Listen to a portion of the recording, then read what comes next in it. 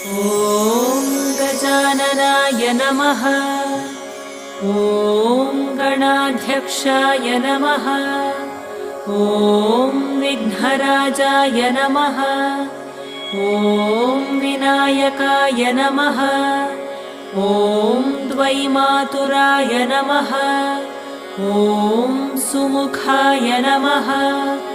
ॐ प्रमुखाय नमः।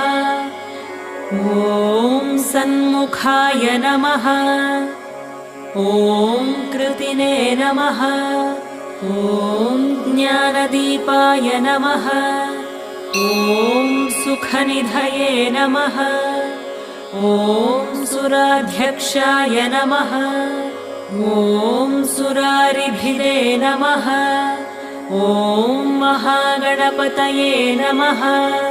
ॐ मान्य